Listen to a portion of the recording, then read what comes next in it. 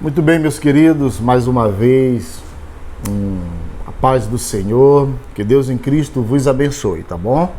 Vamos dar continuidade ainda da leitura deste livro, tá bom? Um ótimo livro, viu? Se você puder adquirir, pode adquirir, são 2 tomos, tá aqui o outro, tá bom? Então, estamos bem. Estamos no segundo ponto, um tópico que eu chamo, né, dividido sobre subtópicos, e esse segundo ponto está falando ainda sobre os destinatários, tá bom? Então, nós vamos concluir esse para nós podermos já entrar na outra parte que é o terceiro ponto, né, que seria o propósito da carta, o objetivo declarado e a estrutura da carta, tá bom? Então vamos dar continuidade a mais uma leitura que diz assim, ó: depois da expulsão de muitos judeus em 49, a maioria das igrejas domésticas deve ter ficado com uma parte predominante de gentios. E em seu crescimento devem ter atraído outros gentios que antes não se sentiam atraídos para o judaísmo ou não estavam familiarizados com ele.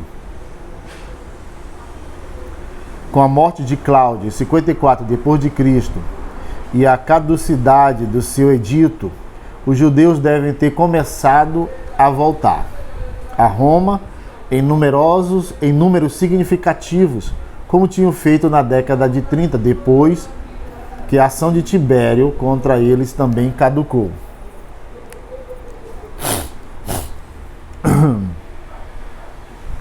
Com estes judeus devem ter vindo cristãos judeus como Priscila e Áquila, Andrônico e Júnia e outros judeus mencionados no capítulo 16. O fato de Priscila e Áquila, no capítulo 16:5, terem iniciado uma igreja nova, pode ter simplesmente o indício de que o movimento cristão continuou se expandindo, mas também pode sugerir que os cristãos judeus que retornaram tiveram alguma dificuldade em reconquistarem posições de liderança que tiveram antes na igreja doméstica, agora predominantemente gentias. Por outro lado, Paulo claramente espera que sua carta circule nas diversas igrejas, então não devemos exagerar as diferenças dentro da comunidade cristã. Mesmo assim, é provável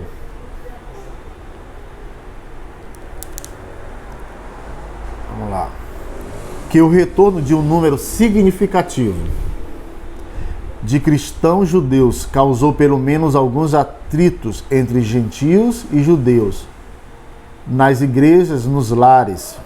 A vulnerabilidade relativamente maior dos judeus que retornavam explicaria, pelo menos em parte, porque Paulo entendeu ser necessário advertir seus leitores gentios quanto a qualquer sentimento de superioridade em relação aos seus companheiros judeus. Conferir capítulo 11, versículos 17 a 21 de Romanos. E a autoconfiança crescente dos cristãos gentios em seu senso de independência maior da sinagoga e dos cristãos judeus que retornaram. Faz todo sentido como pano de fundo e contexto para o conselho de Paulo em 14:1 e nos parágrafos seguintes, 14 do versículo 1 até o capítulo 15, versículo 6. Veja particularmente sobre 14:2 e 14:5.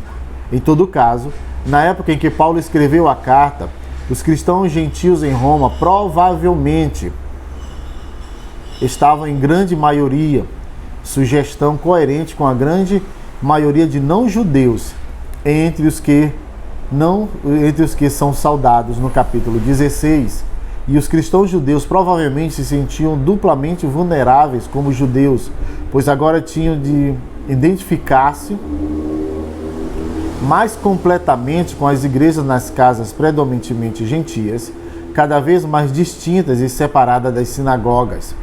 o fato de Paulo poder esperar que os cristãos pensavam em Abraão como nosso antepassado e pai, conferir 4:1 e 12, e estar bem familiarizado com a lei, por exemplo, 7:1, e ao mesmo tempo, obviamente, não estarem sob pressão a respeito da circuncisão, capítulo 2, versículo 25, sugere que Paulo consegue ver uma comunidade bem adiantada no processo de desenvolvimento de sua identidade distinta da comunidade judaica, da qual tinha emergido. Isso parece fazer o melhor sentido de todos os dados que temos, do que a sugestão alternativa de Judas e Thomas, de que a igreja em Roma só foi fundada depois que Paulo chegou em Roma e fez com que os cristãos se posicionassem em oposição às sinagogas. A última informação de contexto que não podemos ignorar é fornecida por Tácito. Em Análise 13, ele relata que o ano 58 foi marcado por persistência, reclamações públicas sobre os impostos indiretos. A resposta inicial de Nero foi propor a abolição de todos os impostos indiretos, mas os senadores advertiram energicamente quanto às consequências prováveis, queda nas receitas e demanda para abolir os impostos diretos também. Nero cedeu, mas de modo geral concordou-se que a cobiça dos coletores de impostos precisava ser restringida. Esse relato de Tácito é suficiente para mostrar que era altamente provável que nos anos anteriores a 58 a coleta de impostos foi um assunto delicado na esfera pública. Os judeus, em vista dos seus privilégios no que diz respeito ao imposto do templo, estariam ainda mais sujeitos a acusações de evasão fiscal. E os cristãos, identificados com os judeus, também estariam vulneráveis em situações em que os coletores de impostos estavam cobrando taxas adicionais, por exemplo, sobre transportes e propriedades. Deviam eles recusar-se ou queixar-se e assim expor-se às ações legais, mesmo quando o coletor de impostos exigia mais do que de direito? Ou deveriam pagar e não dizer nada para evitar chamar a atenção hostil para si? Afinal de contas, faltavam apenas 7 ou 8 anos para os cristãos serem caçados como bodes expiatórios para o incêndio de Roma. Os cristãos fariam muito bem em manter uma posição discreta em questões politicamente sensíveis, como os impostos públicos.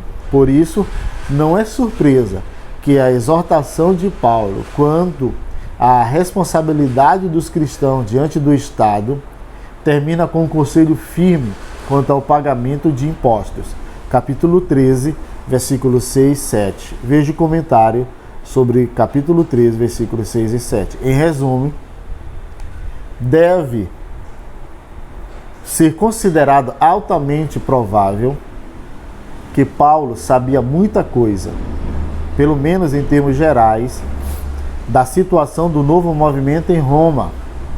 Em particular, ele estava ciente de seu contexto político e das tensões entre judeus e gentios, criada por seu surgimento dentro das sinagogas judaicas e pelo recrutamento constante de convertidos judeus que o deixaram com uma maioria considerável.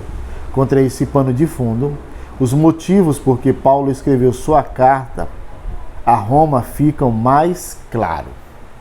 Muito bem, nós conseguimos concluir, queridos, o segundo ponto da introdução à carta de Paulo aos Romanos, sob o comentário do Dr. James Dunn, tá bom? Então, ainda vamos prosseguir para nós concluirmos essa introdução, tá bom?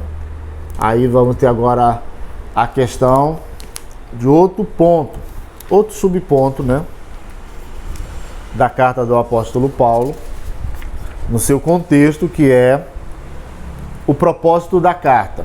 Ainda tem depois nós temos a coerência formal e teológica da carta, e a nova perspectiva sobre Paulo. Bom, muito bem, agradeço a todos pela paciência, isso mesmo. Vamos lá, obrigado, amém.